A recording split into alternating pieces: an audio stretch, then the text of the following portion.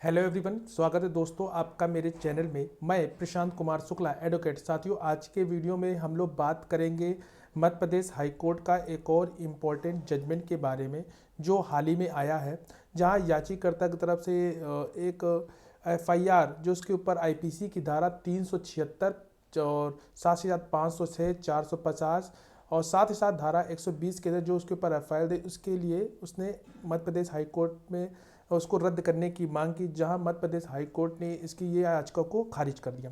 आइए जानते हैं इस पूरे इंपॉर्टेंट जजमेंट को। वीडियो शुरू करने से पहले अगर आप मेरे चैनल पहली बार चैनल को जरूर सब्सक्राइब करिए, लाइक करिए, शेयर करिए और कमेंट करना तो मत भूलिएगा। अगर किसी केस से रिलेटेड कोई भी क्वेरी हो तो कॉल पे भी अपना अपॉइंटमेंट बुक करा सकते हैं। सबसे पहले जानते हैं इसके इंपॉर्टेंट फैक्ट्स को। फैक्ट्स क्या है?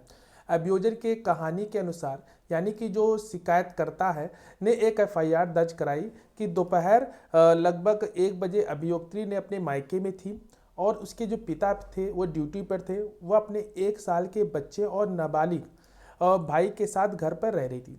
तभी आवेदक जो कि अभियोक्ता का रिश्तेदार है और आया और उसका घर था, जब अभियोक्त्री ने अपने बेटे को खाना खिला रही थी, तभी आवेदिका ने अपने भाई को समोसा लाने के लिए घर से बाहर भेजा। तब आवेदिका ने अंदर से दरवाज़ा बंद कर लिया, अभियोक्त्री का हाथ पकड़ लिया और उसे बिस्तर पर लिटा दिया और उसके साथ जबरदस्ती बलात्कार किया। प्रार्थिया ने घटना के बारे में किसी को बताने पर उसके परिणाम परिवार वालों को जान से मारने की भी धमकी दी।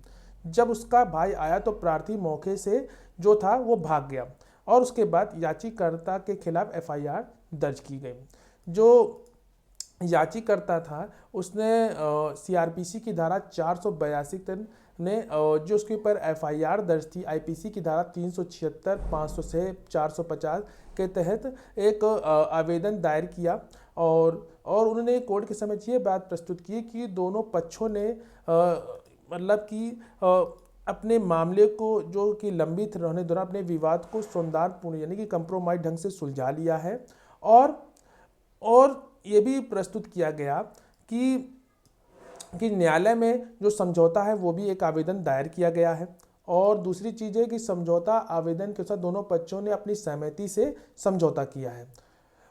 और जो याचिकाकर्ता की तरफ से ये तर्क दिया गया कि जो राम गोपाल और अन्य के मामले में माननीय सर्वोच्च न्यायालय द्वारा निर्धारित कानून पर भी प्रकाश डाला गया, जहां याचिकाकर्ता का जो वकील का यह सवाल था कि मामला आईपीसी की धारा 376 के तहत अपराध से संबंधित नहीं, बल्कि यह केवल आईपीसी की जो धारा 34 के साथ पढ़ी जाने वाली जो धारा है 294, 330 और 326 के तहत दंडनीय अपराध से संबंधित है। इसलिए यह वर्तमान मामले में आकर्षित नहीं होगा और विभिन्न तथ्यों के आधार पर भेद किया जा सकता है। तो ये जो बात थी याचिकाकर्ता की तरफ से ये वकील के माध्यम से कोर्ट के समझ रखी गई।